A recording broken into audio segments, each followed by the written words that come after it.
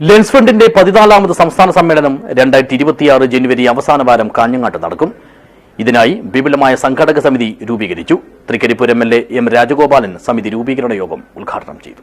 This news sponsored by Yenepoya speciality hospital, Kodialbail, Mangalore.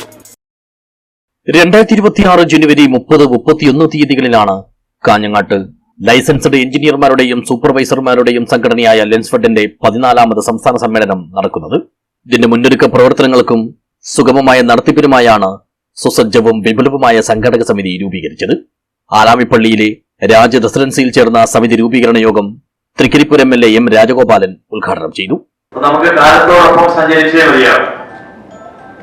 അതിനനുയോജ്യമായ രീതിയിൽ ഇവിടെ നേരത്തെ സൂചിപ്പിച്ചതുപോലെ ഈ സമ്മേളനത്തിന്റെ അനുബന്ധ പരിപാടി ആധുനിക ശാസ്ത്ര സാങ്കേതിക വിദ്യയുടെ എങ്ങനെ പുതിയ കാലത്ത് നമുക്ക് ഈ മേഖലയിൽ പ്രയോജനപ്പെടുത്താൻ കഴിയും, അതുമായി ബന്ധപ്പെട്ട് വരുന്നുള്ള സംശയങ്ങളും ആശങ്കകളും ഉത്കണ്ഠകളും എല്ലാം പങ്കുവെച്ച് പരിഹരിക്കാൻ ആവശ്യമായിട്ടുള്ള ആരോഗ്യകരമായിട്ടുള്ള സംവാദങ്ങൾക്ക് കൂടി ഈ സമ്മേളനത്തിന്റെ അനുബന്ധ വേദികൾ സാക്ഷ്യം വഹിക്കുമെന്നാണ് ഞാൻ പ്രതീക്ഷിക്കുന്നത്. തീർച്ചയായും അതിനൊരു നല്ല ഇടപെടൽ നിങ്ങൾക്ക് നടത്താൻ കഴിഞ്ഞു എന്നതാണ്.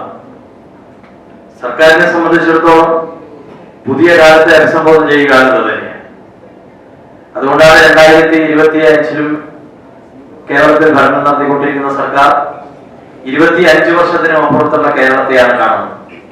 ചടങ്ങിൽ അസോസിയേഷൻ സംസ്ഥാന പ്രസിഡന്റ് CS വിനോദ് കുമാർ അധ്യക്ഷനായി. കാഞ്ഞങ്ങാട് നഗരസഭാ ചെയർമാൻ VV രമേശൻ മുഖ്യാതിഥിയായി പങ്കെടുത്തു.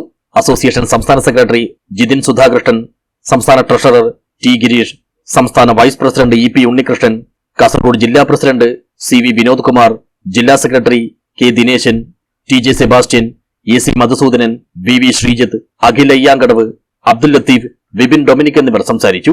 ജനുവരി 30 പ്രകടനവും മെട്രോ പ്ലാസ ഗ്രൗണ്ടിൽ പൊതുസമ്മേളനവും നടക്കും. 31 ബല്ലയിലെ പലേഡിയം കൺവെൻഷൻ സെന്ററിലാണ് പ്രതിനിധി സമ്മേളനം.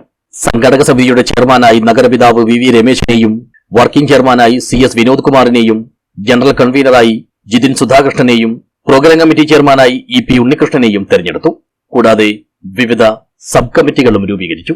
News bureau, Kanhangad.